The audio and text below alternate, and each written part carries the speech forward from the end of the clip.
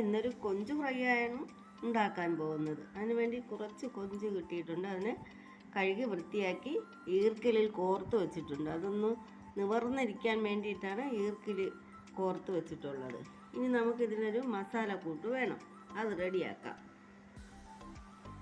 അതിലേക്ക് ഇപ്പം മഞ്ഞൾപ്പൊടി, കുരുമുളക് പൊടി, ഗരം മസാല, അല്പം കാശ്മീരി മുളക് പൊടി, സാദാ മുളക് പൊടി, ഇതെല്ലാം ഒന്ന് നമുക്ക് പാത്രത്തിലോട്ട് ഇട്ട് കൊടുക്കാം. പാകത്തിനുള്ള ഉപ്പ്, ഒരൽപ്പം വിനാഗിരി, ആവശ്യത്തിനുള്ള വെള്ളവും കൂടെ ചേർത്ത് നമുക്കൊന്ന് മിക്സ് ചെയ്യാം.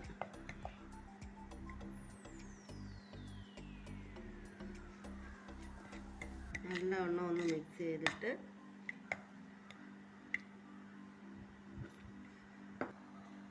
മസാലപ്പൊടികളെല്ലാം മിക്സ് ചെയ്ത് വെച്ചിട്ടുണ്ട്. ഇനി നമുക്കിത് ഈ കൊഞ്ചിലോട്ട് തേച്ച് പിടിപ്പിക്കാം. നല്ലവണ്ണം തേച്ച് പിടിപ്പിച്ചിട്ട്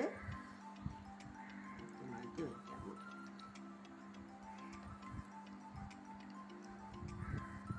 നല്ല ടേസ്റ്റാണ് ഇതിങ്ങനെ എടുത്താൽ. നമുക്ക് നല്ല സ്ട്രെയിറ്റ് ആയിട്ട് തന്നെ ഇത് നിൽക്കും. മുരിഞ്ഞ് കഴിയുമ്പോൾ നമുക്ക് ഈർക്കിലിങ്ങ് മാറ്റി കൊടുക്കാം.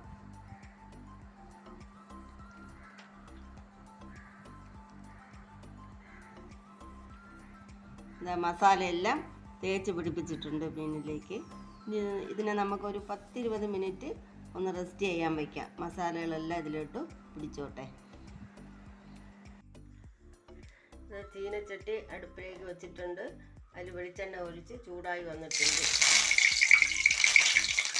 കുറച്ച് കരിവേപ്പില ഇട്ട് കൊടുത്തിട്ട് നമുക്ക് മസാല പുരട്ടി വെച്ചേക്കുന്ന കൊഞ്ച് അതിലേക്ക് ഇട്ട് കൊടുക്കാം, ഫ്രൈ ചെയ്യുന്നതിന് വേണ്ടി. സൈഡ് ഫ്രൈ ആയി വന്നിട്ടുണ്ട്. നമുക്ക് തിരിച്ചിട്ട് കൊടുക്കാം. പിന്നെ ഒരു മാറ്റാം.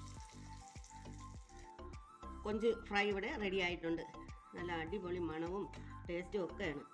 സിമ്പിളായിട്ടുള്ള മസാലകളെല്ലാം നല്ല ടേസ്റ്റാണ്. എല്ലാവരും ഉണ്ടാക്കി നോക്കും. കുഞ്ഞുങ്ങൾക്കൊക്കെ വലിയ ഇഷ്ടമാകും. എല്ലാവരും കഴിക്കും. അധികം എരിവോ അങ്ങനെയുള്ള യാതൊന്നുമില്ല. നല്ല ടേസ്റ്റാണ്. എല്ലാവരും ഉണ്ടാക്കി നോക്കണം. എൻ്റെ വീഡിയോ കണ്ട് സബ്സ്ക്രൈബ് ചെയ്യണം, ലൈക്ക് ചെയ്യണം, ഷെയർ ചെയ്യണം. Thank you.